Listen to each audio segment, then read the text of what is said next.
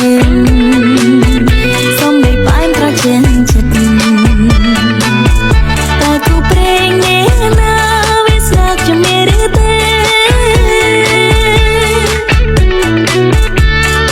តែទំនេរទេរីជាស្នេហ៍គេទៅហើយឆ្លើយប្រាប់ខ្ញុំផង